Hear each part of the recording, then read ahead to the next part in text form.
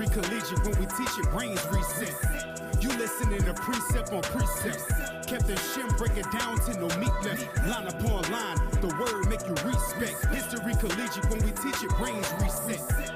Putting in the work for the most high. Valley of the bones coming back and we gon' ride. Showing you our past didn't start with that boat ride. We a nation made of kings, yeah, we chose right.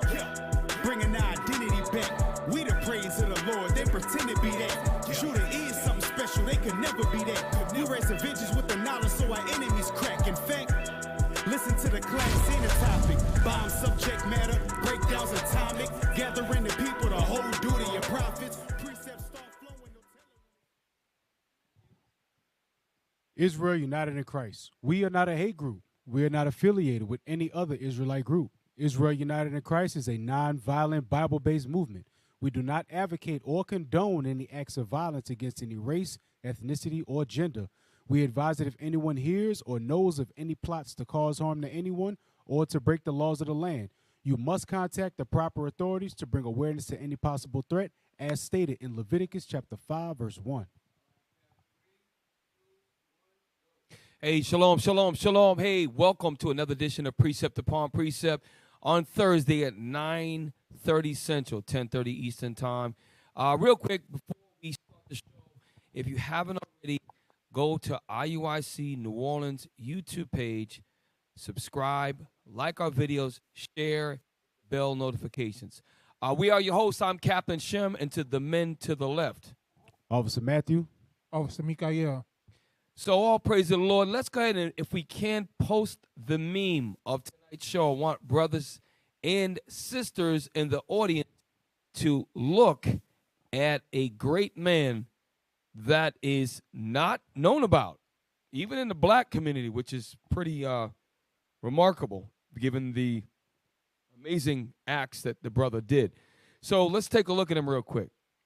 What Caucasians do whenever they want to discredit a black man is what they will do is give honor to his mother and act like his father didn't exist, or make up some cockamamie story such as his father was a slave master.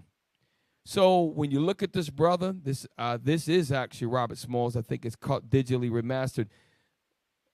I'm putting the vibration. That's his father was black. I don't care if he was light skinned or not. His father was black, and we're gonna give credit until it can be proven. Anyways, so with that, all praise the Lord. Pull up Wikipedia real quick. Robert Smalls. Last week we went into his early life about the amazing act that he did. We're gonna just touch very briefly on his early life, catch you up to speed, and then go into things of his mid and later life, which is actually very, very impressive. So let's review about Robert Smalls' early life. We're just going to kind of read through to catch everybody up. And y'all at home, learn about this brother, all right? Let's go ahead and start with early life, please. Robert Smalls was born in 1839 to Linda Polite, a woman enslaved by Henry McKee. Right, damn. We both need new glasses. It's Lydia. I thought I saw Linda too. Wow. Okay, read on. She gave birth to him in a cabin behind McKee's house at 511 Prince Street in Beaufort, South Carolina. He grew up in the city under the influence of Low Country Gullah. Low Country Gullah culture of his mother. So the Gullah is click the Gullah real quick, because you hear Gullah and you hear Geechee. Mm-hmm. Mm-hmm. And there's a brother named Kwame Brown. Lord, will you wake up, Kwame Brown? I think he Israel. He talks out against all the men that throw him under the bus, like Gilbert Arenas, Stephen A. Smith, all these guys. Anyways, so the Gullah is, I'm going to read it real quick. Gullah are African Americans who live in the low country region of the U.S. states of Georgia, Florida, South Carolina, North Carolina, and both coastal plain and sea islands. They have developed a Creole language, also called Gullah. So basically, this is, Levi got their Creole. Judah got a Creole too. It was a way that they spoke. These were not These were black Americans. They had their own dialect of English called Gullah. So, and Robert Smalls knew that Creole tongue, and that helped him later on in life. So, those of you who didn't know that. There's also the Geechee. Officer Matt, you said you know about the Geechee. Do you want to add something to that? Yeah, my grandfather on my father's side married a Geechee woman. So that is in my family. And you're right, Cap. They do have their own separate language, so to speak. Mm-hmm. And they was living on this island off the coast of the Carolinas for a while. Mm. And until Esau found out about them. But yeah, that stuff is very interesting. It's very interesting. All praises. Yes, sir. Mickey, go ahead, brother. No, I was just going. Esau knows that about the Gullah, and you mentioned that island. Remember, they had a Disney show called Gullah Island. Yeah. Where they were making mockery of it, but the Gullah is like you said, it was Judah. A lot of times it was Judah and Gad mixed, and the Geechee was more of Levi and Gad mixed. Mm. All praises, and that Creole tongue, that Gullah tongue, is a way that you can disguise and use as a code amongst your enemies. It was a lot of it was strategic. Okay, it was like, man, we can't stand being under the oppression. We're gonna use the language we're learning, but we're gonna, and they did it. It was instinctively. It was strategic. So we're gonna read on about early life of Robert Smalls, and we're gonna move on out. Let's do when he was 12. We could just. Okay. No, you're right. No, you're right. Do his mother. You're right. His mother lived as a servant in the house, but grew up in the fields. Robert was favored over other enslaved people. So his mother worried that he might grow up not understanding the plight of enslaved field workers. Right. So the narrative is his father must have been a slave master. Therefore, as a result of that, well, I don't subscribe to that. We don't subscribe to that. But let's just say, for example, there were other slaves that their father was the master. They didn't give a crap about them caramel-looking kids.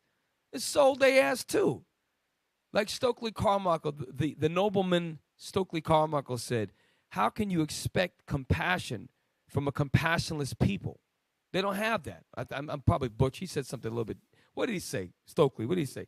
Pull that up. That Martin Luther King made a fallacious assumption. Yes. Mm-hmm. Seeing that, what he said. I'm going to get it. He said that the nonviolent philosophy was geared so your enemy is moved with compassion towards you. He made one fallacious assumption. Damn. I'm going to get it. Watch it. So, all right. So, Stokely Carmichael. He said, for that to work, your enemy must have a conscience. The United States has none. Right, exactly. And Stokely Carmichael was not referring to the Gadites or black Americans. When he said this country, he's talking about this country which was made for Caucasians, as we all know. So we're going to read on in his life. Also, Cap. Yes, by sir. the way, Nat Turner grew up in a house. You know what I'm saying? Mm-hmm. So if they're trying to use that to say, oh, well, his father might have been a slave master because he was favored among other. So, Right. I mean, he's not the only one that happened to, that, Right. Esau saw some sort of favor in him and treated him better than the rest. Right. I already know where Mikhail's mind's going. I already Denmark see it. Vesey as well. Yep. Denmark Vesey. And guess who else? The slave called Daniel. Get me the book of Daniel. Daniel, found favor in the damn jail, amongst the brothers. So there's a spirit that Robert Smalls had, Denmark Vesey, like you said, not turn off some Matt. These brothers had something special about them. And it would invoke in the masters, the slave masters, a certain amount of compassion. And it just came to me. It's Daniel. He found favor with the guards. I think it's Daniel Joseph? 2. Joseph, no, Daniel found favor as well. Yeah, he was part of the children Right. So in Daniel 1. yeah, look at Daniel 1. I want to see that. It just came to me real quick because the they'll say that. I gotta let me look at it real quick. Daniel. Yes, sir. Daniel 1, and we'll start at 4. Let me see. Children in whom was no blemish, but well favored, skillful in all wisdom and cunning and knowledge, understanding science, and such as had ability in them to stand in the king's palace, and whom they might teach the learning and tongue of the Chaldeans. And the king appointed them a daily provision of the king's meat. Right. Hang on. It's coming down. Let's see. And these for church, God give them knowledge, and the king continued, and the king commune with them. Damn. Yeah, Joseph is probably a better example that could be used. But the point is that there were examples in the Bible of our forefathers in oppression, like these brothers, that found favor. I got verse 9. You got me? Verse 9, yep. It says, and now God had brought Daniel into favor Yes. and tender love with the prince of the eunuchs. The prince of the eunuchs was a slave master. So we found favor, Daniel as a slave. With the slave, don't let the prince of the eunuchs make you feel like it's somebody important. Okay, they didn't want to be there. They were forced to be there. So we have that. And also, like Officer Matt, Joseph was the same thing. He found favor, all right, in all parts of where he went, all right. Let's finish that up early life because I want to move on. Y'all, we're talking about Robert Smalls. Robert Smalls, come on. Okay. Robert was favorited over other enslaved people, so his mother worried that he would grow up not understanding the plight of enslaved field workers. That's why some of you brothers that you grow up in the damn country in the suburbs, some of you need to spend some damn time in the damn ghetto. You need to spend some time in there. I remember the first time that I grew up in an area where it wasn't so bad, but then my brother's in the project, so I had to visit him in the project and walk into these neighborhoods and walk in the buildings and see what was going on. And it had a profound effect on my life regularly, and I saw it multiple times.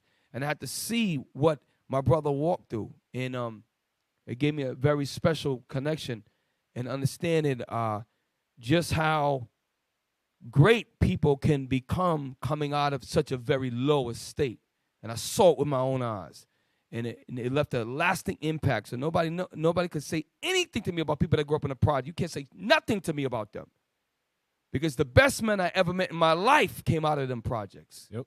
So I don't give a damn what nobody say. And you know what? And there's a bunch of damn evil, wicked people that come out of projects too.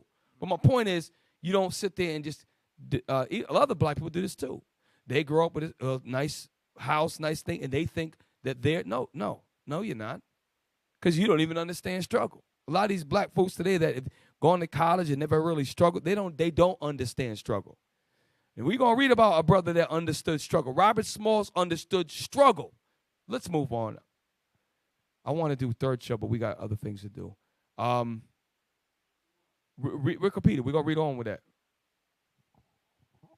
And asked for him to be made to work in the fields and to witness whipping. So moms, you work in the house, I want you to see when they whip your brothers. You need to see. She didn't try to shield them from that. Read on. When he was 12, at the request of his mother, Small's master sent him to Charleston to hire out as a laborer for $1 a week. To be clear, the money he got, the vast majority he was forced to send to his white slave master. The way they write it, his mom had any power. His mom had no power at that time. Read on. It says, as a laborer for $1 a week, with the rest of the wage being paid to his master. Then what? And this brother was a businessman. Read on.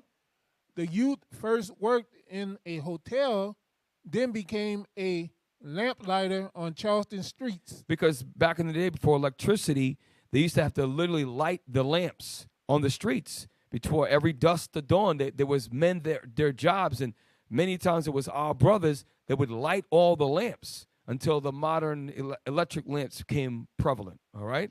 Read on. In his teen years, his love for the sea led him to find work on Charleston's docks and wares.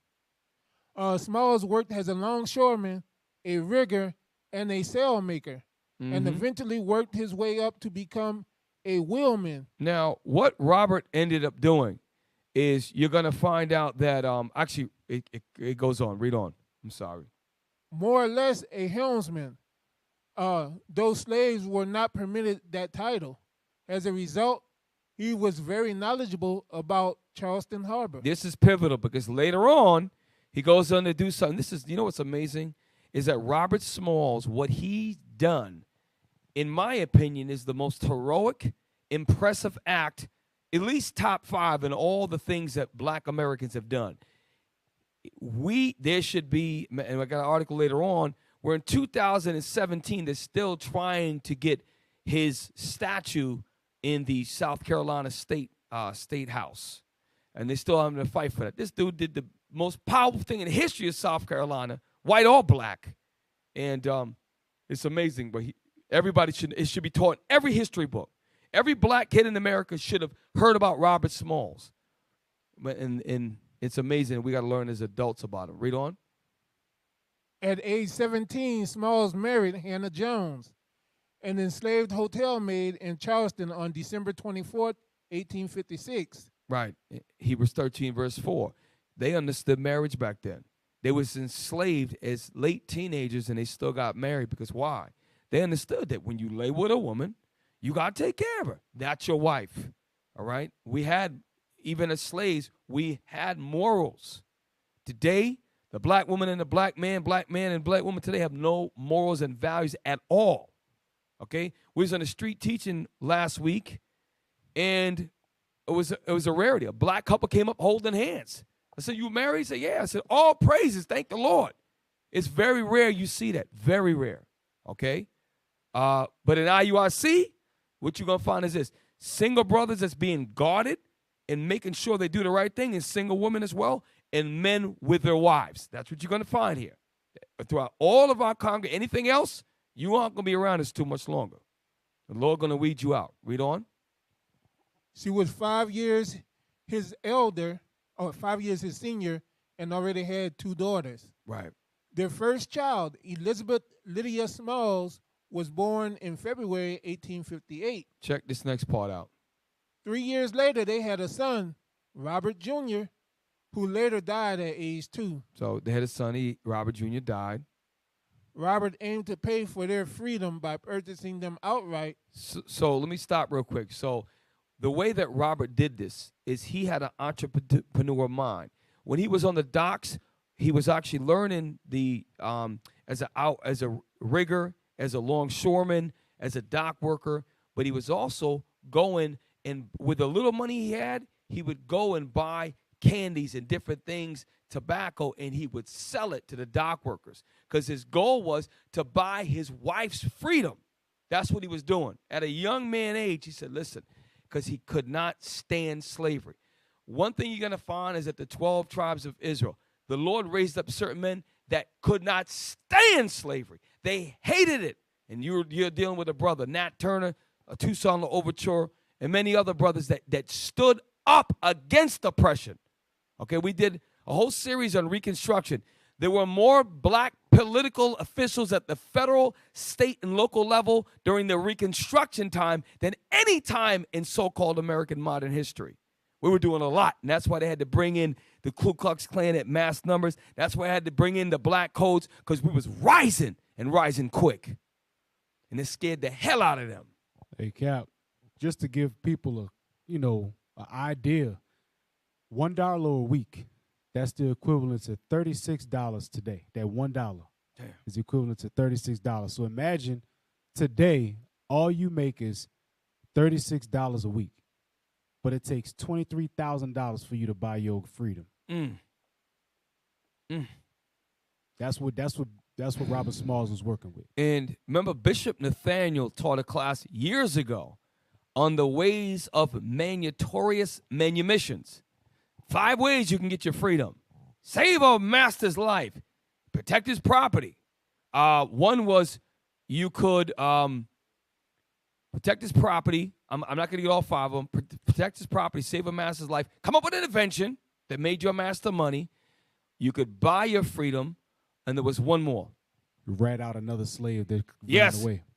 Right out. So he realized You had to be smart. Not every slave knew about mandatory manumissions. He had his ears. He was always trying to figure out, well, what do I do?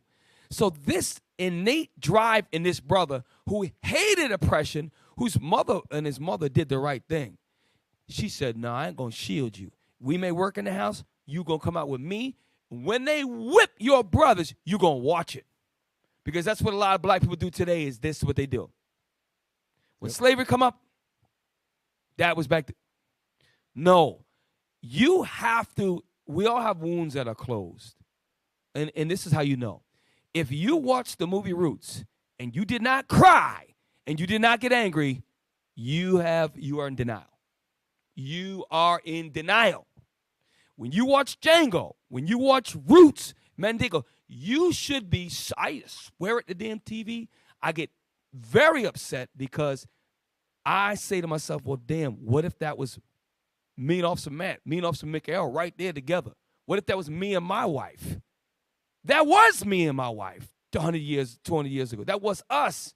And it's supposed to be personal.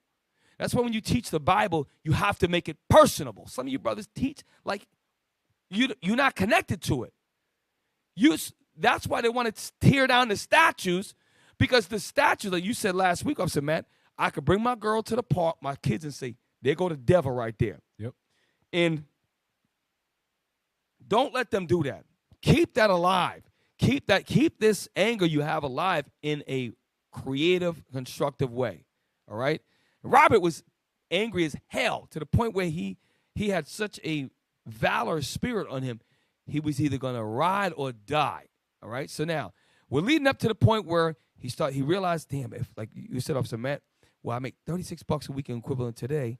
Well, by the time I get the money to pay for my family, I'm like going to be 50 years old. Yep. He said, you know what? But I think I know another way. And that's where he began to learn, and he earned the trust of these people. Steps and steps and steps. Then he realized he knew the Civil War was about to come. And he understood there was tensions between the North and South. You want to know why? Because he knew about the history of Abe Lincoln. And he knew it. One of the first things he does when he crossed the friggin' battleship, he says, I have a present for Uncle Abe. He already knew the politics of the war. So he got in a position, which you're going to find out next, and he was able to steal a damn warship, a damn, not the North, the South, it's Confederate warship. Let's read on. Yeah, yes, sir. Imagine, like we was bringing out last week, he learned to trade to help his people. Mm-hmm. What do you think that he was listening to while he was on the dock? He was listening to Esau complain and moan about the North, complain about this, right. and somebody slipped up and said, well, that's all right. When this war starts, we're going to get him. And he's like, whoa, war? Right. So, okay. Right. Yep. Ideas, wheels start turning in his head. And that's a great point, because this is where when you hear about the ingenuity of black people, right? The brothers didn't have a smartphone. They didn't have access to even a telegraph. Everything had to be oral, pass it on. Yo, you heard this? Okay, this is what we're going to do. So he planned based upon all the intel. He gathered intel. He's a military man, minded. He gathered intel. He realized, I have to earn trust. And eventually it got to the point, let's read on. So I'm painting the picture because we're going to show what he did with the act. Then we want to get into the later part of his life, which he actually did even more. Read on. It says Robert aimed to pay for their freedom by purchasing them outright, but the price was steep, $800, equivalent to $23,043 in 2020. He had managed to save up only $100. It might have taken him decades to reach 800. All right, so now, the way they made it was almost impossible to buy freedom, and that's what Esau did to see. I'm a fair man. I'll let you buy your freedom. Yeah, work your whole damn life. By the time you get you're an old man. It's amazing, wicked as hell. All right, that's okay. We're going to go into the next part. Shoot, I know people that can't save $23,000 right now. They'll get up to 5, maybe 7. Some, if they lucky, they get 10 and up. But other than that, man, expenses come. You ain't saving up no $23,000 and it's gonna go untouched until you able to use it for what you was trying to save it for. So now what we're going into escape from slavery. We're gonna read through this. Those of you who were not on last week, Robert he's leading up to he's trying to get his freedom for his family. He loves his wife, his black wife, who he has children with, and married her even as a slave. And now he's like, listen, I can't live like this. I got to. And like Officer Matt said, he's got his ear on the dock. Damn, these white people's mad at each other. They talking about they're going to do this, that. This guy, Abe, I keep hearing this guy, Abe Lincoln, he going to free this. Like, what? Okay. All right, well, I'm starting to get in good. I learned this shit. Well, man, I need to get on the ship now. If I get on the ship, what if I can learn to ride these waters? What if, and he's all thinking about all, and the proof is, it's going to tell us exactly what he did. Let's read on through that. We're going to read it kind of quick. Escape from slavery. In April 1861, the American Civil War began. Now, real quick, remember that April 1861. April 1861. April 1861, because we're going to find out what Robert is able to do in the next 10 years should blow your mind. By the way, at this point, he is illiterate because Esau's the damn devil, and anybody black they caught reading, they would put you to death. Okay? So this is an illiterate brother who was intelligent in so many other ways. So many other ways. Read on. In April 1861, the American Civil War began with the Battle of Fort Sumner near Charleston Harbor. In the fall of 1861, Smalls was assigned to steer the CSS Planter. Let's stop real quick. So how would he, remember in 1856, he started to work on the docks and doing different jobs. He used to light the city lamps. He made it to the point where now they put him on a Confederate warship. How do you go from a dockhand who's a slave until you get put as a steer? A steer is someone you help drive the whole ship. You got to prove, okay, you know what? He black, but he good. Well, you know he can't be the top. Yeah, but he could still help us, and we could take the credit. That's what they did. So he knew all of that. He's a master. This dude is a master. And the proof is he did it for his people, man. Read on. Hey, Cap. Yes, sir. The CSS and CSS Planter means cargo, stowage, and securing. So yes, he was patrolling waters. Yes. That was his job. He was assigned to steer a ship and look for stowing and securing of that water area. Right. And so he knew the terrain. In addition, later on, you're going to find out he planned the escape on the day when they picked up major munitions, and they picked up, you're going to find 20 quart of firewood because you have to produce steam to get out. This dude was, I'm telling you, don't ever let anybody make you think or feel that black people did not try to fight against their oppressors. I'm telling you, man, I thank the Lord that there were brothers like Nat Turner, that these brothers, because you got to hope that not everybody had the spirit on them. There were special brothers that the Lord put the spirit on to think under pressure. Amazing. All right, read on. Smalls was assigned to steer the CSS Planter, a lightly armed Confederate military transport under the command of Charleston's District Commander, Brigadier General Roosevelt S. Ripley. Okay, now, Man. let's skip down to where it says, see number 8, Officer McHale, it says Smalls appeared. Smalls? Yeah, I see you. Smalls appeared content and had the confidence of the planter's crew. Now, stop right there. How do you as a slave get the confidence of white men in authority? I'm going to show you. Hey, yeah, oh yeah, no, we fine. Don't worry about it. We good. Yes, yes, sir. Okay. You need me to do? All right, yes. Okay. Yes, oh, we love it here. Because he could play a hand. Hey, That's Cap. what a lot of you black people, you need to learn how to deal with the white men. Sometimes let him blast you. Let him talk about. Who cares? Cap, You gotta. Yes, sir. You in the spirit. I was gonna say that. That's the one thing You black know, you people see a can't fake do. smile. That's You know who don't have a fake smile? If you tell Gabe there ain't no more food at the buffet, he Damn. can't fake smile that. He like, nah, Gabe's is one of our overweight brothers back there. Been with us for a long time. Okay, I'm sorry, carry on. But he like you saying the right thing, Cap, because that's one thing our people cannot do.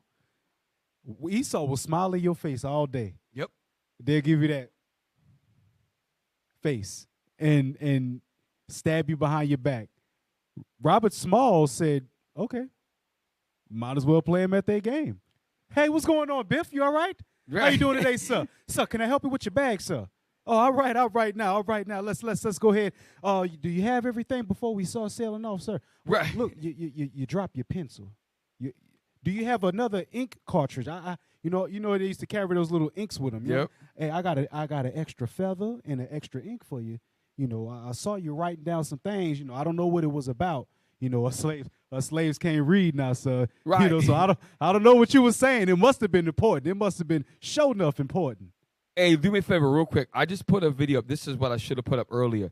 And our time, just do me a favor. Go to point 1 at 5:20. This is all right video. Tech team, shout out to the tech team. They screen everything before. They have strict guidelines. All praise the Lord for the structure. But I want you to go to 5 minutes and 20 seconds because it goes right along the line with how getting trust from Esau. All right, I want you. There's a visual we're going to put to this. In the meantime, Hey, they call it stepping fetching. That's what a lot of people call it. Some people call it cooning. You know what they called it in slavery times? Surviving. exactly. Yes. You know what I'm saying? Yes. And by him actually growing up in the house and being around that, he knew how to carry himself in that manner around Esau to where he would be unassuming. Right. Do me a favor. And the Bible talks about that real quick. Get me harmless as a serpent, wise as a dove. Because the Bible speaks about these things. Christ understood when he was in the Roman Empire. He understood. He said, look, render unto Caesar what is to Caesar. Render unto God what is to God.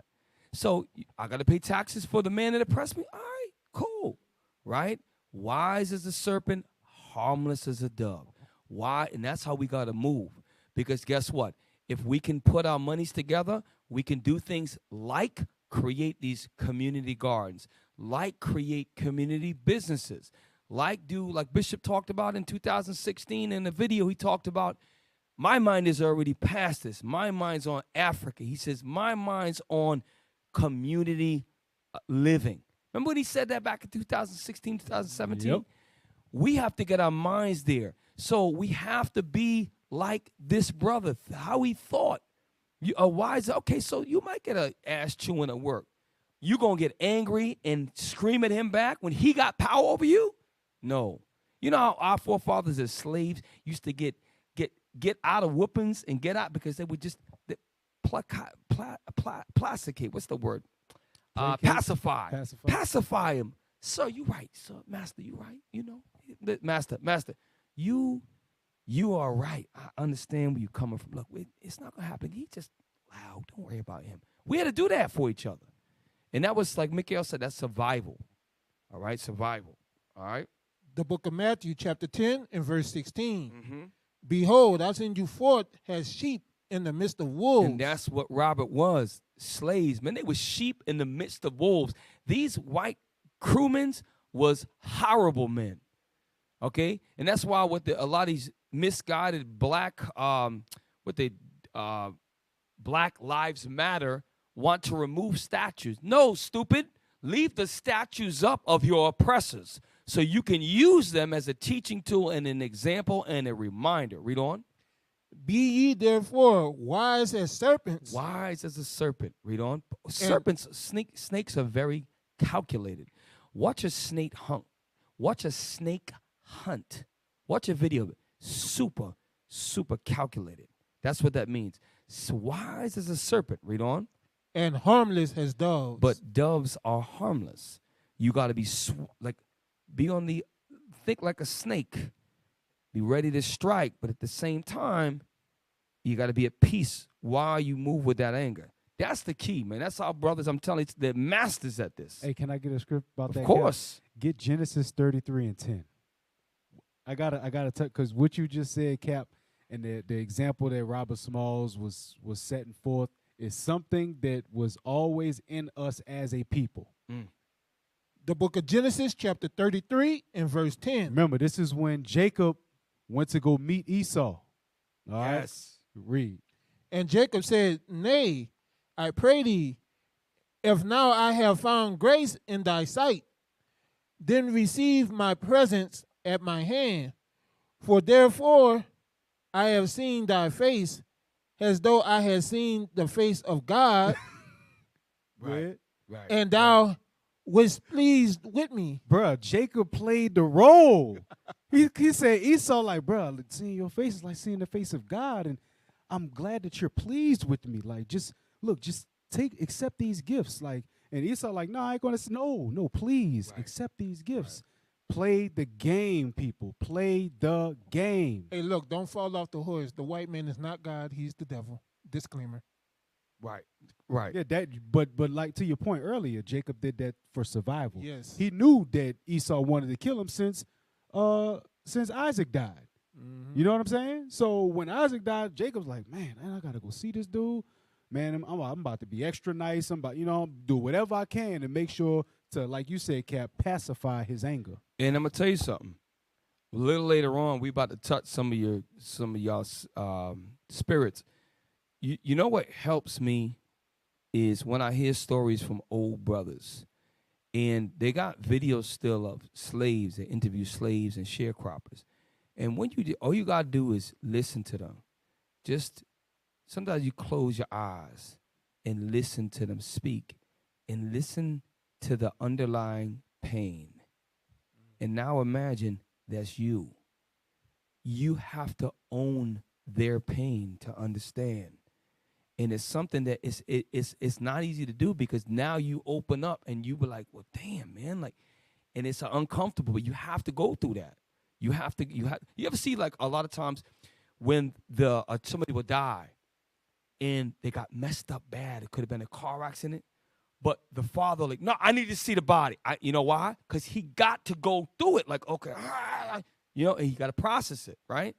It's the same thing. You have to look at the wound in order for it to heal.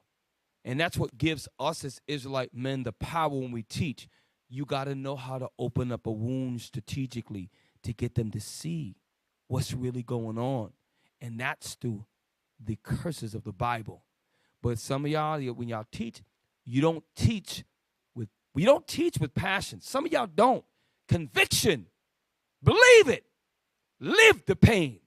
And this is why shows like this should instill pride in you, at the same time should make you very upset. As it should. Any person that has relatives that went through this, you should be upset. Robert Smalls was our relative. So was it Tucson Overture, Nat Turner, all of them. Okay? You got that ready, officers? Thank you, sir. Out his escape plan on May 12, 1862. The planter moved through and beyond Charleston, picking up large guns, ammunition, and firewood.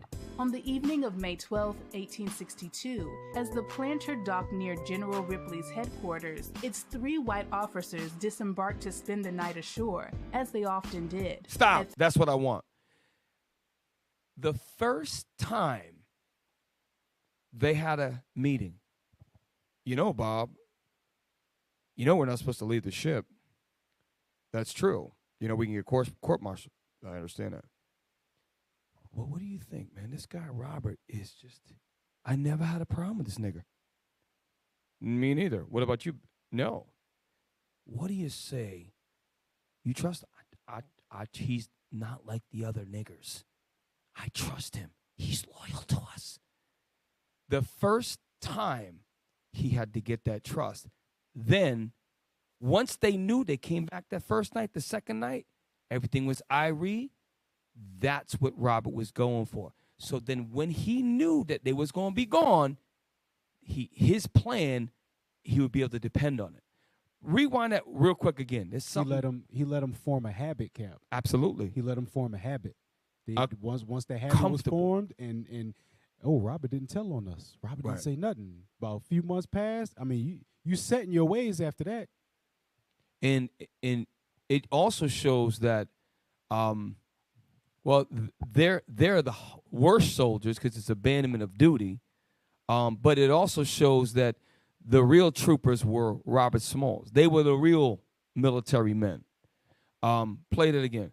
1862, as the planter docked near General Ripley's headquarters, its 3 white officers disembarked to spend the night ashore, as they often did. At 3 a.m. the next day, Smalls and 7 crewmen carried out his planned escape to the Union blockade ships. Now pause. So I also want to big up the brothers that was with him, because a lot of times what they'll do is give credit to one black person. Robert Smalls. There was actually 8 of them. One, apparently, according to different sources of all the videos and all the articles I read, they didn't trust one. He was a Judas amongst. I guess he caught it. There was 7 black men with him. Yes. All right. Okay. Yeah, Smalls and 7 crewmen carried out his escape plan on May 12th, 1862. Yeah, we need a T-shirt.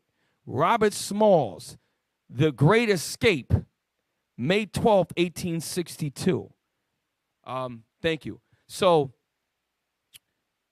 this is important because these brothers planned together. Yes, Robert was the leader, but they planned together. And they did it at a time when they had a certain amount of supplies. So play on this. That's very short for that. Another about a minute or so. Smalls wore the captain's uniform and a similar straw hat to the captain's. With his disguise in place, he transported the planter past the southern wharf and picked up his wife and children and the families of other crewmen. Okay, He pause. guided Let me the show you how they did that in the interest of time. So this is how it went down. Y'all research it for yourself, and it'll corroborate what I'm saying. So there was a curfew that they allowed the slaves' families to come visit them on board. The caveat was they had to be back before curfew was up. Otherwise, there was a thing called the slave patrol. They used to have people that used to ride on horses looking for runaway slaves. And if you weren't in before the curfew, they would hem you up. So what the brothers did is they had their wives visit them, all of them, their whole families visit them that night, which was not too uncommon. Then after that, the brothers was slick. They act like they was bringing them home. They got past the checkpoint. They brought them to another ship in the harbor. And they stored their families in another ship that they had planned ahead of time. So when they came back, the men came back without the women. They're like, hey, well, these niggas follow protocol. They dropped them. So when it was time to break out that night with all the supplies, they went on a sneak, went over to the other ship, picked up all the other slave family, brothers and sisters, picked them up, and then they got past 5 checkpoints. This is so much planning, logistics, and know-how. It is ridiculous. And this is with a man who you Edomites call illiterate. And later on, one of the U.S. Union captains says, I never seen anybody this intelligent. He said he's more intelligent than anybody in my ranks. That's what a Union officer said about Robert Smalls, who was a young man who is so-called illiterate. It's amazing. All praise the Lord for a brother's spirit like that. Now, do me a favor.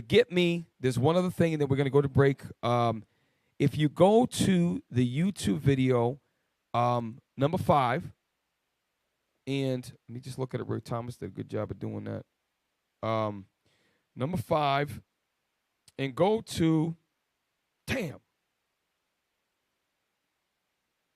Do I want that? Damn. Say something real quick. I need to get my thought together on this right quick. This is what slavery does. This is why integration was one of the worst things that could possibly happen to us as a people, because we let our guard down. Before we had our guard up, we was thinking of, all right, this is my enemy. He is my enemy. She is my enemy. I have to find a way for my people to get around them, to outthink them, to outmaneuver them. But now we sitting there, you know, little white boys and little black girls can hold hands together, and now we think everything is cool. Nah, we're actually dumber now than we were back then. So from slavery to the turbulent 60s was that young lion, and integration all the way to now That is old that line. old lion. Yep. And the Bible says, who shall rouse them up? Yep. You're looking at the men that are going to do it with the Bible. Because guess what? Matter of fact, get that in Genesis 49. Let's back that up. The first thing that we got to understand is that Robert Small's whole goal was to get to freedom. Nowadays, we don't have goals. We don't have nothing to work towards. We don't have nothing to aspire to be except for, you know, video vixens and rap stars and, you know, jump out the gym. If you can't rap or shoot a ball or run really fast on a football field, you ain't got no other aspirations. I knew a dude, his whole aspiration was to work at Walmart. Damn. Like, that was the end-all be-all for him, Damn. was to work at Walmart. You know what I'm saying? Read that. Genesis chapter 49 and verse 9. Judah is a lion's whelp. From the prey, my son, thou art gone up. A lion's whelp is a young lion. If you ever watch those you know, YouTube videos about lions and animals and stuff like that, a young lion be pouncing on everything because they practicing. They practicing on how to be vicious.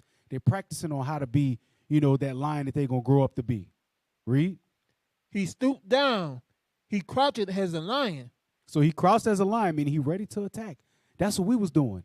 During slavery, we was going all through that stuff and being ready to attack, having things set up. Go ahead. And as an old lion, who shall rouse him up? But the 60s made us an old lion. So all praise the Lord. So look, we get ready to go to break. Stay tuned. We come back. We're going to get into Robert, his Union life as a Union soldier in the Army, in the Navy, and then we're going to get into things that he did later on in life. So stay with us. You're watching Precept Upon Precept on Thursday night. All praise. So we're going to head to break. Shalom.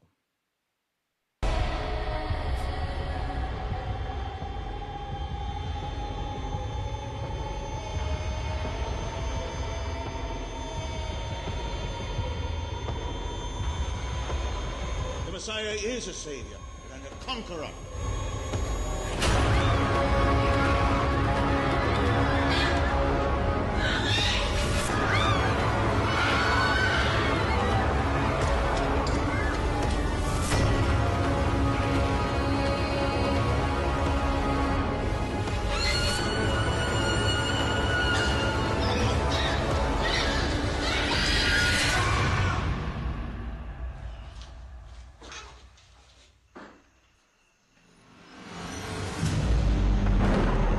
Joseph, follow me.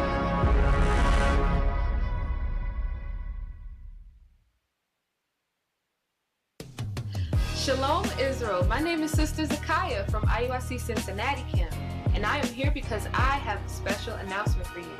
It is almost that time again.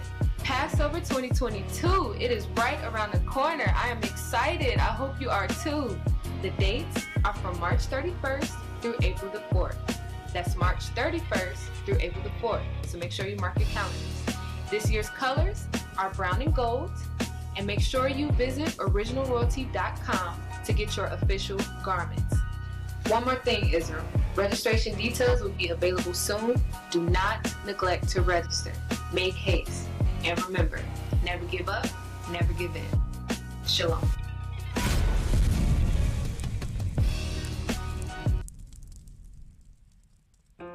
Shalom. This is Bishop Nathaniel of Israel United in Christ. I have an important message about your leaders in the Christian church.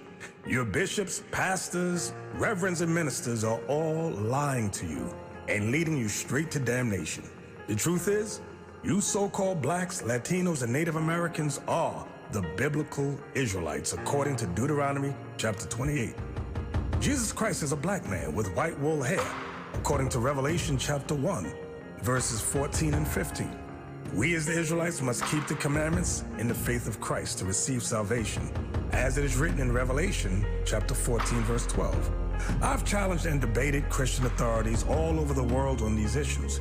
Not one of them has been able to negate this truth. Your pastors have led you astray, worshiping pagan holidays and false gods, just as in the days of old. So join us on our mission to restore the true nation of Israel before the decree goes forth. The work is plentiful, but the laborers are few. Visit our website at israelunite.org or call us at 855-484-4842 to learn more and visit our schools. Shalom. Shalom, shalom, shalom. Welcome back to Precept Upon Precept. We're going to jump right into it. Robert Smalls in The Great Escape. Do me a favor. Pull up article number 5, timestamp. I want 9:40. So what's going to happen is, at this point, Robert Smalls gets the understanding. He learned the ship. He got the trust of the 3 Edomite officers, the men in charge, so to speak. They planned on a day. They had it all coordinated to have them act like they were going through curfew. They had a plan to stage the families and pick them up, and everything was working out that night. They waited till like 3 in the morning. And on the ship that night, they had 20 cords of wood that they had loaded before, 4 major cannons. They had all type of 200 pounds of ammunition. They were stocked because they knew that when they crossed out of the Confederate zone, look, they wanted to give something of value to the damn Union. And that's exactly what this brother did. So, timestamp, please. Tradition goes down that Hannah actually went to Robert and they discussed this, and Robert said, look, it's dangerous. I don't know if I'm going to make it. Why don't I just go ahead and take the planter to freedom, and then I'll come back for you. Stop. So Robert's like talking to his wife. He's like, look, this is going to be dangerous. You know what? At the end of the day, you stay here, you be safe. Let me go risk my life and come back, right? So the black woman today, a lot of and not insisting this truth, but what's okay. But a revolutionary woman will say something like this. Play on. Come back and get you. And she said, no, where you go, I go. Where you die, I die. And they made the pact to go at this together. Hey, Cap. Hey. There's some power. Spin chills up your back, bro. You want to know why she was like that? Because she had a husband. That's right. That's right. She had a husband.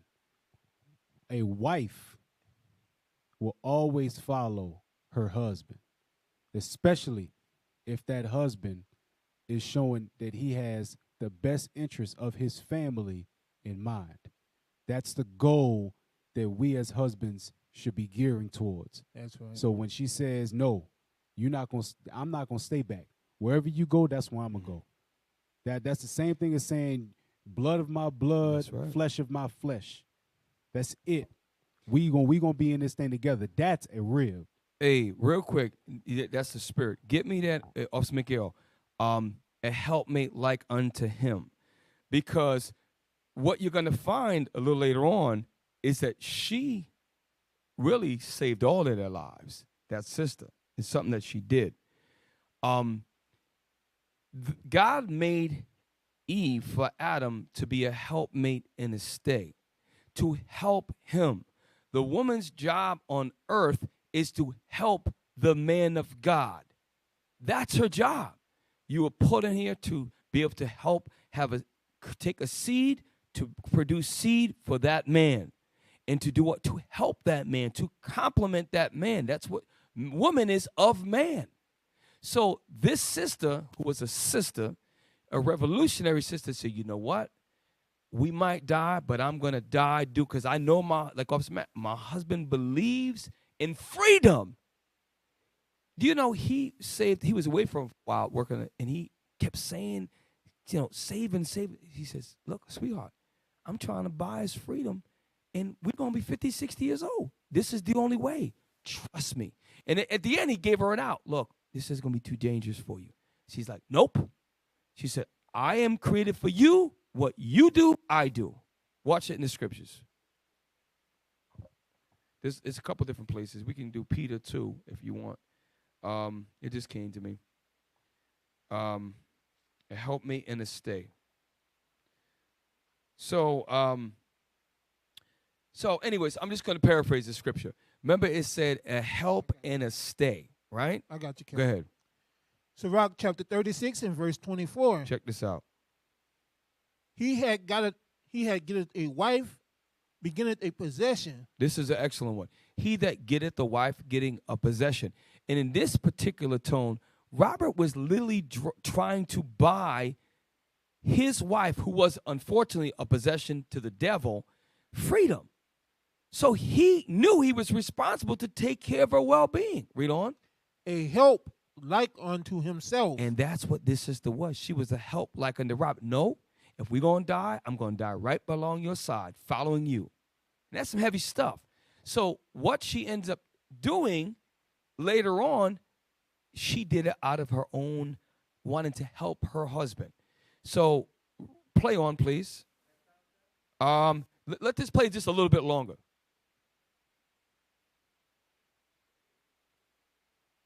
That's good too. Yes, sir.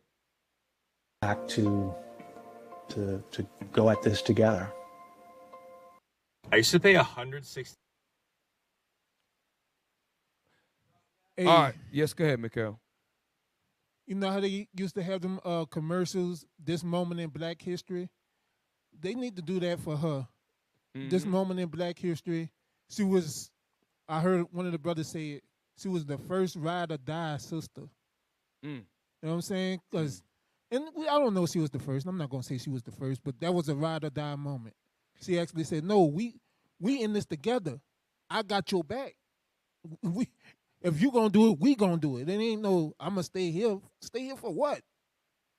Yeah, like Cap said, that's a revolutionary-minded woman. Right. That's the mind that we all need to, that's the mind that we're all going to be pushed to have in a minute. When Esau starts turning his heat up, you know, what's going to happen when brothers is out on the street and they get arrested and they start threatening the sisters at home? Yeah, where's your husband at? Where is he at? Mm-hmm. We know he out here somewhere. What you going to do then? When they asking, not knocking down your door because your husband is out there preaching the Bible. And that's why we have to have a good rapport in him and without. That's why whenever you can, you got to use a little bit of that charm with your neighbor. You might have an Edomite neighbor. You ain't got to go go out to pizza with the dude, but be respectful, okay? Have some sort of, so when they come and try to, he never bothered me. I see him with his wife and his kids, and they will vouch for, and the regular so-called blacks out there, the neighbors coming over, friends coming over, smoking weed, 5 cars in the parking lot. Oh, they sell drugs. I was over at this dude's house the other day on the air conditioner, and they sell drugs right over there. And that's every neighborhood. But you're not going to find that name once amongst the Israelites. Not at IUIC, nope. That's a family man. He's a little quiet. That's a family. I see him take care of his wife. I don't see no other cars coming in there. I don't see no loud music. We need to have a good rapport with both them within the body and without. Your jobs as well. Plates, you got the second time stamp? Yeah, no, you're right. Go ahead. The secret meeting with the other enslaved crew members. They agreed to join and help him. They wanted to free their families too. That's exactly what I wanted. Because what white folks do is, Robert Smalls did everything. Robert Smalls was the leader. But they had other brothers other enslaved black men who also hated oppression, that Robert could have never done it without them. And they loved their wives and children as well. So it was not just one man, although he had the plan and the Lord used him. It was other black men who were also men of valor. And they were all, matter of fact, what they ended up doing, in interest of time, they knew that, and at the time that's what they did, they knew that if they got caught, they would have been strung up and tortured. So the whole ship, the bow, they laid with dynamite, and they were gonna go out blazing. If they was go back, they were about to go blazing.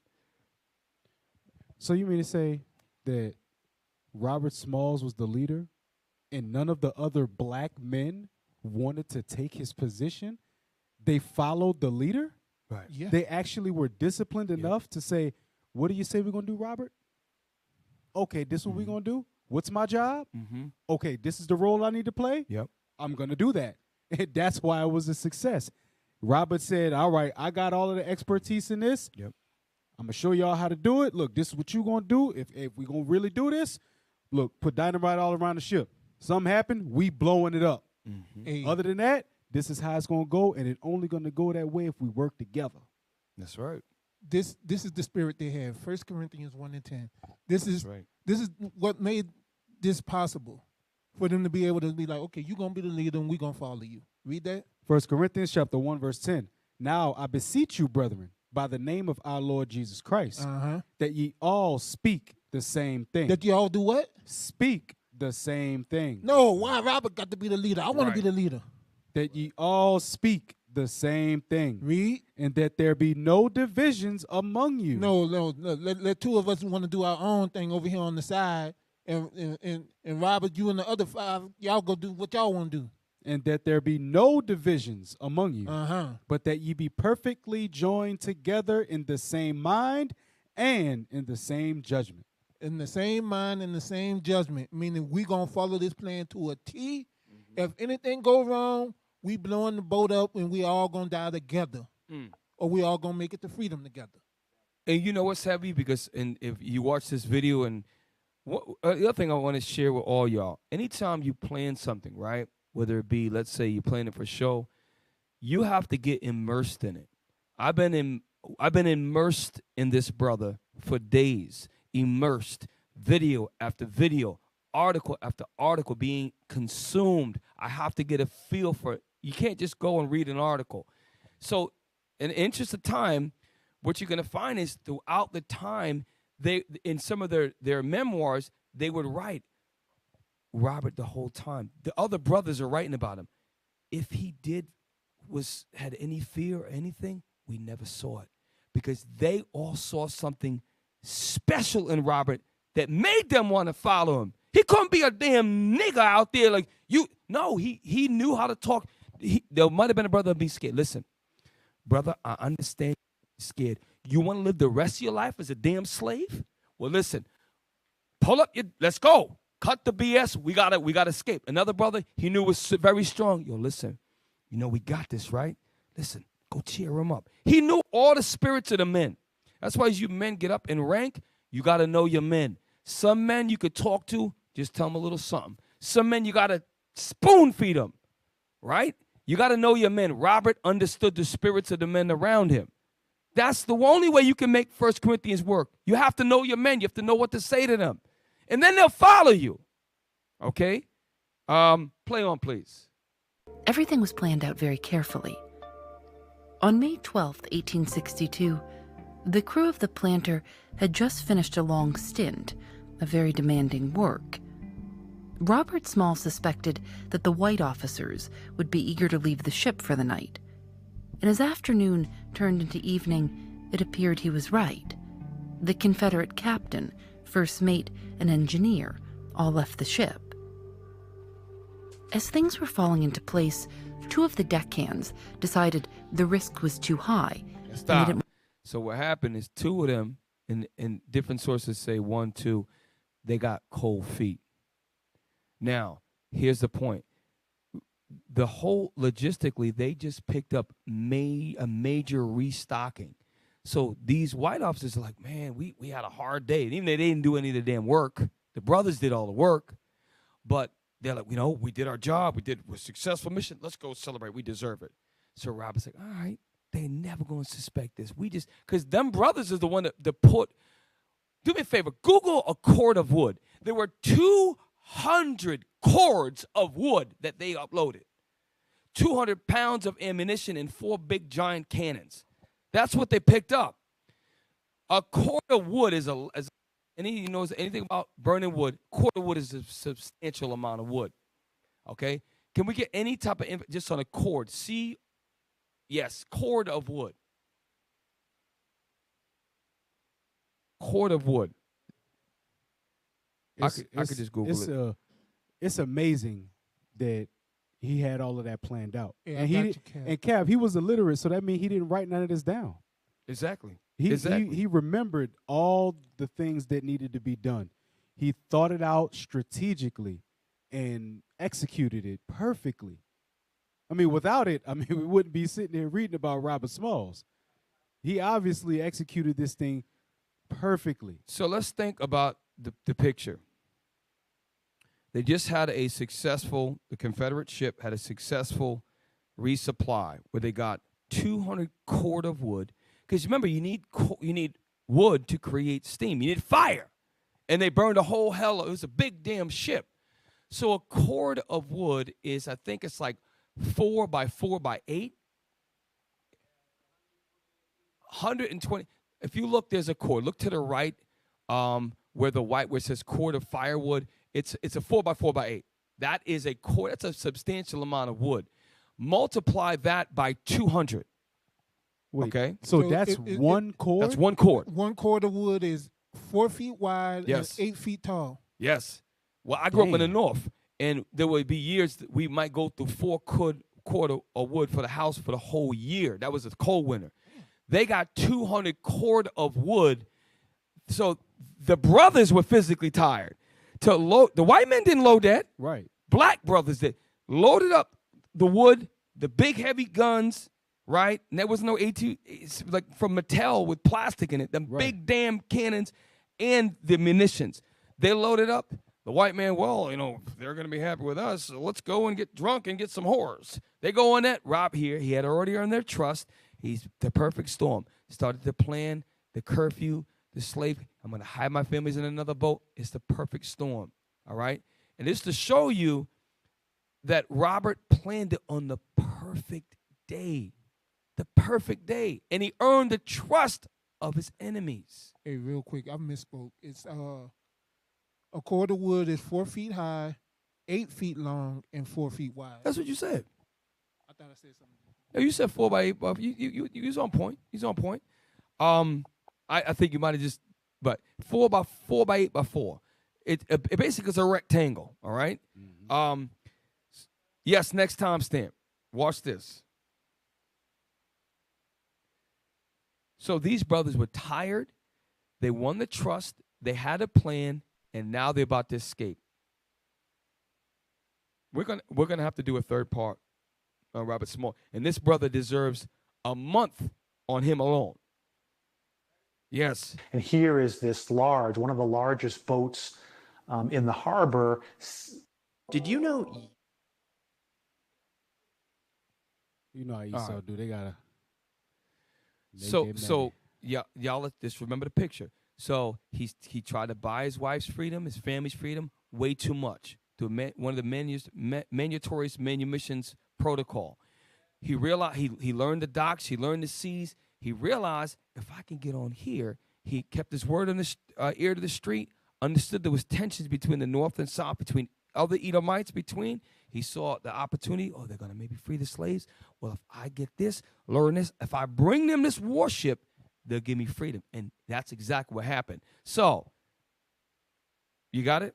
Confederate flag sailing toward the USS Onward to the federal blockade. Okay. Real quick, we got 10 minutes. So real quick, pause real quick. So at this point, they got out of the harbor. They had to go by five heavily guarded garrisons. There were all black men on this ship and their families. Robert put on the captain's garment because why? He studied their mannerism, studied their gait, studied and they had codes with whistling and different signals that they did. He mastered all of them. And he got by every single checkpoint. The last checkpoint was the most powerful, called Fort Sumter. That's where the Civil War actually began. Once he got there, the rest was to the open ocean to get to the Union barricade or blockade. Because guess what the North did? They wanted to stop the South from selling slaves and cotton and industry to Europe. So they set that blockade up. So the North was already moved. They were encroaching. They were about to take over. So Robert, he figured all that out. Now, this is where the revolutionary sister go. You sisters, right? Check this out. So what Robert didn't plan is one thing. So he gets, because remember, he had to put the Confederate flag up when he was going through there, right? Because they had lighthouses. So he's sailing after the last checkpoint with his brothers, thinking it's a Confederate warship full steam ahead, which have weapons, cannons, and all that. Guess what that sister did? Play on. And so obviously that could have created quite a problem, but luckily Robert's wife Hannah, my great-great-grandmother, had thought to sew together some white sheets, and so they quickly lowered the Confederate flag, raised the white flag. Rewind it 15 seconds ago. Remember, this is the mindset of a revolutionary woman. And the reason why is because she had to choose. Do I want to live on my back or die on my feet? And the sister, Robert forgot about this, and it could have killed him, the whole crew and their families. The sister said, nah, my husband's going. I got to think of everything that could help him. You know, well, I can't fight, but you know what? And she thought about it. Well, damn, when we get up there, we need to wave a white flag of surrender. But it's going to be the dawn because they were coming out daybreak, right? So she sewed together big white bed sheets together and thought to do that without her husband telling her to do nothing. It was that act, that last act that Robert forgot. Robert said, oh, shoot. And his wife said, don't worry, I got you. Bam. That is having a helpmate like unto yourself. So you sisters can learn from that. It ain't a lot of times you come in this truth, you think it's all about, you got to learn to shut up. 100%. Matter of fact, your new favorite food should be a shut-up salad. Or a shut-up sandwich. Either one with light bread. But anyways, the bottom line is this. Right, Gabe? Gabe eats 5 times a day anyway. Gabe, he's been with us for like about 8-9 years. Anyway, look like a swollen panda bear. But now look, here's the deal. Play it again. Process onward to the federal blockade, and so obviously that could have created quite a problem. But luckily, Robert's wife Hannah, my great-great-grandmother, had thought to sew together some white sheets, and so they quickly lowered the Confederate flag, raised the white flag of surrender as they approached the USS Onward. And as they approached the Onward, as the stories go, the Union, the military folks who were manning the Onward there were just in amazement as, this large boat comes with this crew of black people. The general conception of what black people could do was extraordinarily limited. Let's remember that a narrative had to be created for this country to do the things that it did to ensslave people. The narrative. And that narrative was that we're inferior, that we're not as intelligent, that we're just emotionless or overly emotional. And that's what they had. Robert Smalls, and they knew he was illiterate after, because he was a slave. He changed the heart of the way the U.S. military moved. He was able to, later on, next show, we're going to come to it, he was actually able to persuade Abraham Lincoln and his Secretary of State, or the Secretary of Defense, I forget which one it was, in the first wave of 5,000 enlisted black troops came into the Civil War because of what he did. Because he didn't get scared. He said, you know what? I am going to stand up against the white man's injustice. And that's the spirit that our forefathers had. And there were many of our forefathers who had the same spirit. But if you let Esau tell it, he'll give you 3, 4, 5. Harriet Tubman, Marcus Garvey. Okay, great. Great. We all know about that. And not to minimize it, right? But This guy and the brothers with him, the men with him are to be commended as well. All right? Yes. So, Robert Smalls, this brother was a powerful, powerful brother who had a revolutionary woman who, with the one point that he did not think logistically is bringing down the Confederate flag. And what do you do then? The wife had a mind at what's my husband's mission? And let me support his mission. His mission is my mission. My job as a wife is to help my husband's mission. And guess what? Slavery and oppression, that's all they had. Today, I'm telling you, if you are a sister in this truth, you better thank the Most High He woke you up, because you got a chance to work on your big mouth. These other sisters in the world, they are doomed. They are doomed. I'm telling you, we deal with them on the street. You deal with them at your job. They are the epitome of slavery. The epitome of slavery is the modern-day black woman. Now, I don't give a damn if she's ghetto fabulous, or in a three-piece businesswoman suit thinking she's independent. It don't matter, okay? If you don't got this truth and you don't want to submit to a man of God, whether it be your father or strong men in your congregation if you're single, or your husband, you are lost.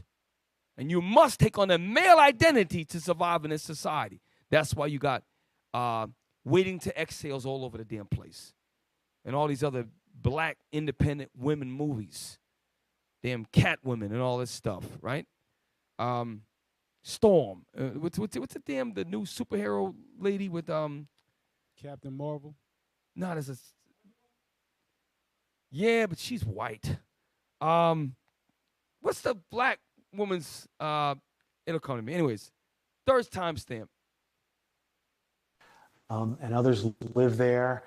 And after the Civil War, the wife of his former master came to the house. She was both busy. This part was, this is something that made me happy. So later on, and we're going to get to it next week, what happened? Robert, he got reward money from turning the ship over. So guess what Robert did? This is a move of a brother. This is a power move. This is some kingdom move right here. He said, all right, I remember all them years I was in the dock, and you want to try to make me buy my freedom, and I had to send all my money back to you? He went back because the slave master now didn't pay his taxes, so he lost his house. Robert went back and bought his slave master's house. And then the white man came back and tried to take him to court. By that time, Robert already learned how to read, and he became a state senator 4 years later after that. And he beat him in court and got to keep his slave master's house. It's a beautiful. If I learned that when I was a kid, man, I would have. Black boys are supposed to write raps about Robert Smalls. This is the type of heroism that every black boy should be talking. Man, I want to be like Robert Smalls when I get older. The hell with that. I want to be Kareem Abdul-Jabbar shoots a bat. I want to be known for fighting against my oppressors, raising up. Then he went on and he created a black school in Beaufort, South Carolina. He actually created the first horse-drawn railroad system with everybody on the board of directors was black except for one Edomite that they allowed for some reason. Robert did so many things for black people in a time called Reconstruction. And I'm telling you, this brother is just Hey, Cap, didn't amazing. he give the slave master like a few dollars too after he bought the house? Like no, Rob got simp. You know what he did? I'm going to tell you what Robert, this is the thing, this is the part I didn't want to. So what he did is he felt sorry for the white woman and allowed her ass to go live in the house in the back room. Because he felt bad for her. Because he was simping on that one. Damn. He's like Gabe after like the third day of a diet. I mean, Joaz, I'm sorry. Joaz is doing good. I hope Netflix puts that in the movie. Not the part about him letting the white woman stay in the house. Right, exactly. But the part of him actually buying back the plantation. Yeah. I want I hope Netflix puts that in the movie. You know how powerful that is for a black man to purchase the house that he was a slave at in his lifetime. He was a war hero, but that same war hero, when he went to Philadelphia in 1864, was told, get your black ass up to the back of the damn trolley. Who the hell is you, nigger? You don't ride in the front with us. That's how they used to talk to you. Nigger, get back there. And then all of them together would, get back there, you nigger. They used to talk like that. Yep. Robert said, I'm a damn war hero. I didn't damn help to save your... And he made a big deal, and he staged the first boycott of public transportation, or maybe the second in the United States, because of his heart. The heart he had to steal a slave ship is the heart that he did when he fought in Senate, when he fought. He had to go to jail over some stuff. And the people that he ran against were people that tried to keep the narrative of black people were considered inferior. Like they would push that on in public policy. Robert fought against that at the Senate and the House of Representative level. He fought against the racist demons publicly in the political forums, and he was powerful, the same way he had the spirit when he stole the damn ship and escaped. All right? That's why it's important for us as black people. It's okay. It's cool to be smart. Right. Okay? It's cool to be smart. We make looking dumb look cool. It's not all right. That's not trendy. It's not okay to act dumb and then it's a cool thing. You can be smart and be cool. It's okay. You can let your intelligence show. It's all right. This ain't the old days. It's cool to be smart now. Real quick, I want to invoke some pain real quick. Do me a favor. There's a video that I put up. It is, and if I don't have it, yes, I put the video up. I want everybody to feel this. I watched it earlier. And, yeah, I want all y'all. Nope. It's the one. Damn, maybe I didn't put it up. No, the one with the Confederate damn flag. He risked his life for, and I want you to start at 4 minutes and 26 seconds. It says he risked his life for filming a Mississippi senator's plantation. So basically what happens is there was a Mississippi senator. This is in the 60s, the mid to early 60s, 1964, before the Civil Rights Bill passed. This is a senator who had a plantation. A senator, the same white men you think that you vote for love you. This guy had a plantation. And we're going to listen to some of the people. There's a couple of so-called freedom riders who they the devil too, but they went down and they actually got on film the stories of some of the sharecroppers on this senator's plantation. And you're going to see the sister, and it's amazing when I look at them. When I look at these black folks here, the amount of dignity that they still possessed in the midst of being on by our oppressors. Start 426, please. Yes, sir. Nobody poor, not in this county. Because the people on Senator Eastland's plantation is just as poor as I am. So real quick, pause. This is Fannie Lou Heyman, and she was a spokeswoman. She was very, very poor. She understood struggle. So she's speaking, saying, look, these sisters and brothers over here on this plantation is poor like me.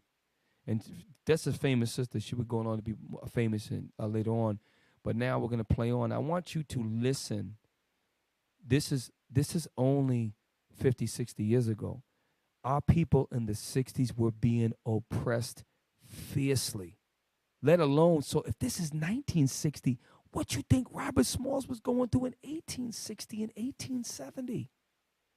As a matter of fact, during Reconstruction, I would argue to say black people were in more of a position of power than they were in the 1950s in some regards, in some political regards. Play on. And he hadn't done anything for them. And he hadn't done anything for nobody else that's poor in Sunflower County. And I've been right here in Sunflower County since I was 2 years old. Within sight of the busy cotton gin she is supplied with her labor in these fields, Mrs. Irene Taylor lives with her family of 9. Hers is one of the few remaining tenant shacks that grace the senator's plantation. Pause real quick. So this is a black woman who has a family of 9. So let's assume it's her husband. I don't even know if there's a husband. Her husband's there, and she has at least 7 children. They live in a small 200 square foot or less cabin on a U.S. senator's plantation.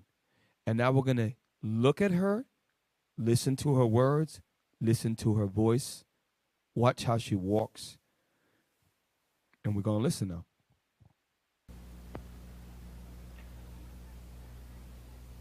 Well, I think he mighty nice about that because he told me to stay there as long as I want to stay in that house. I'm in. He said, as long as I live, as long as I want to stay in the house, I could stay there. And any kind of help that he said that if I need amongst my children kind of sickness, he'll help me sometime. Some of Senator Eastland's tenants left the plantation to talk with reporter Nick Kotz. They came to talk about hunger, but water and electricity and the minimum necessities kept creeping into the conversation. In the society of indebtedness, the food bill... Pause. Let me tell you something real quick. When you look at her, right? Look at her face. You see how when she walked in, everything is just so. She poor as hell. Be in the press, still. Dress, cover up, walk, respect. She wear her oppression. She wear it well. Rewind a little bit. Came to talk about hunger, but water and electricity and the minimum necessities kept creeping into the conversation. In the society of indebtedness, the food bill is the last bill. You know, you have to pay tax on that money, what you borrow. You know, any money you borrow is 2 bits on a dollar. You know that. No, go over that. In other words, when you borrow money from Senator Eastland, you've got to pay an interest? Yeah, I had to pay interest on it. Tell us about that. Go all the way through and tell us how that works. Yeah, see, when I borrow it, just like I borrowed $30, well, I'm got to pay 2 bits on every one. You think that she want to be missing her bottom teeth? She got no way to take care of her teeth.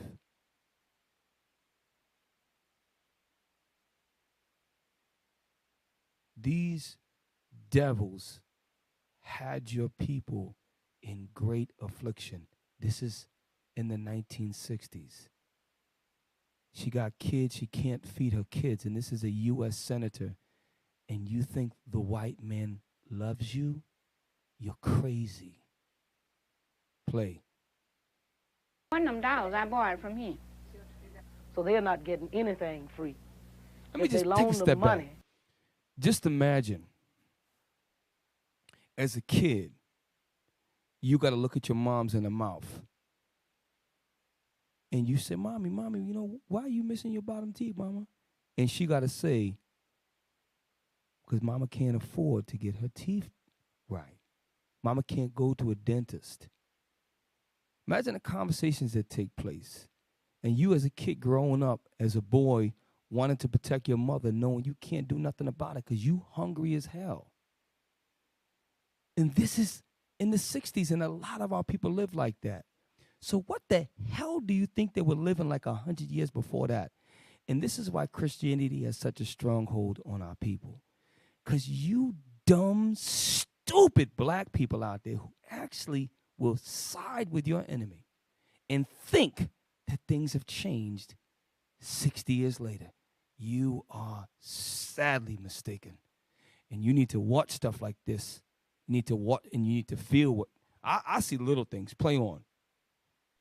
They might have to pay that double instead of just paying maybe 10% on the dollar. So they're not giving them anything. The elderly are at the bottom of the poverty class. Mr. Edwards here shares quarters with 2 people who are not even related to him. Medical expenses consume their meager incomes. For the old, food stamps are a distant dream. Food stamps all right if you're able to buy them. Of course, they say we'd have to pay $28, and they give us $22, which would make $50. Tell us about what your family is going to eat until you get more. Well, they'll eat some turnip greens and some cornbread. All I know, because I don't have anything else. And I don't have no money to buy nothing with. I don't have no job. I have been trying to get one, but I can't. And the boy, and when our people used to say, I can't get a job, because at that point in that time, you show up, there's no application where you might or talk on the phone and sound white. Back then, you went to a job, nope, we don't hire niggers over here. Get it going. They would talk to you like that. So when she says she can't get a job, she couldn't get a damn job. And these are the things that you're supposed to take, and you're supposed to actually hold on to these things and remember these things and use them to raise your family up, your people up, and work together. Now we have much more liberty now. Much more liberty. Even the people that live in the projects now, I've been in project apartments, pissy hallways, rough as hell, go inside, flat screen TVs, nice couches and all that. So people, trust me, people get ways to get by. Not back then, they didn't have that. They ate what they could grow. And this is not uncommon. This was very, very common. It's just that Esau risked his life, which he actually did. The other white man would have killed their own white men that was published. That was never supposed to be shown on TV. They were never supposed to be made a die. They had to sneak, and the white dudes came in and under disguise, and to get them to come off. They didn't film that on the plane. They had to get them to come somewhere else to talk about it. So this happened in damn near some of the brothers in our congregation lifetime. That happened 12 years before I was born. And this is why it just, what it does is it lets us know that the Bible is 100% a true book. And if anything, feel sorry for brothers who you show them this truth and they don't get it. Like Deacon Malachi brought it last. If our gospel be hid, it to be hid to them that are lost. So all praise the Lord. So look, next week, I got off a little side tangent at the end, but next week we're going to finish up with Robert Small's education, business, and political life in part 3 of Robert Smalls. So we're going to do the third part of Robert Smalls. Y'all check this brother out. And also during so-called Black History Month, don't just accept the narrative of I Have a Dream, of Marcus Garvey, which he's a powerful brother, and Malcolm X. Yes, though, they're important. What about all the other, which is much, much more like Robert Smalls? Don't just accept the narrative that they allow you to learn. So with that, we're going to go to our plug a couple of things, and we get ready to ride out. Y'all, thank you for staying with us tonight. All praise to the Lord. Hey, look, Israel, if y'all want to continue to see shows like this, give alms.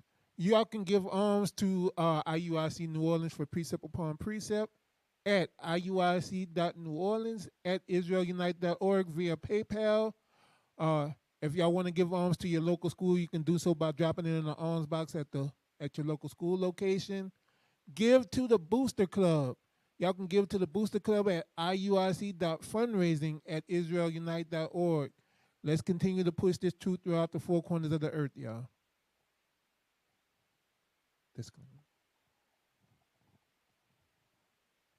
I'm sorry, that video had me mad as hell. Israel United in Christ, we are not a hate group. We are not affiliated with any other Israelite group. Israel United in Christ is a nonviolent, Bible-based movement. We do not advocate or condone any acts of violence against any race, ethnicity, or gender. We advise that if anyone hears or knows of any plots to cause harm to anyone or to break the laws of the land, you must contact the proper authorities to bring awareness to any possible threat, as stated in Leviticus chapter 5, verse 1. All praise to the Lord. And so when you see stuff like this, just remember this, that anger needs to be put in a box for later, meaning you got to hang on to that. And this is how you calm and quell that spirit. He that leadeth into captivity shall go into captivity. Isaiah 14, verse 2. And he shall rule over his oppressors. Isaiah 14, verse 21. And it talks about prepare slaughter for their children, for the iniquities of their fathers. The Bible is a true book. Justice and redemption shall reign in the earth. And we just got to hold the line, stay the course, take care of our wives, take care of our children, keep these commandments, build one another up, keep each other. Officer Matt said something in the video that we just put out on New Orleans page. He said, look, he says, we're all sponsors to each other in this truth. You battle with lust, your brother's supposed to have your back. You battle with anger, he's supposed to have your back. You battle with a spirit of smoke and sick, he's supposed to have your back. We have to do that with each other so we can get the kingdom. So with that, all praise to the Most High. Join us next week to part 3 of Robert Smalls. All praises to the Most High. Esau's the damn devil the Bible speaks of. That verified tonight. And y'all need to go and watch some of these old sharecroppers. I watch them and I just imagine, and sometimes they'll try to talk plain the whole time. And then they have a memory of something like one of their sisters, of their daddies or something, and then they lose it because they had to get through it. They had to get through it somehow.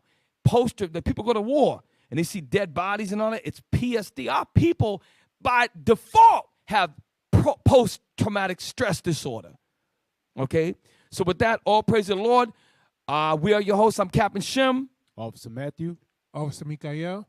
And with that, brothers and sisters, we say shalom. Shalom. Shalom. You listening to precept on precept. Captain Shem break it down to no meat left. Line upon line in the word make you respect. History collegiate when we teach it, brains reset. You listening to precept on precept. Captain Shem break it down to no meat left. Line upon line, the word make you respect. History collegiate when we teach it, brains reset. Putting in the work for the Most High. Valley of the bones coming back and we gon' ride. Showing you our past didn't start with that boat ride. We a nation made of kings, yeah, we chose right.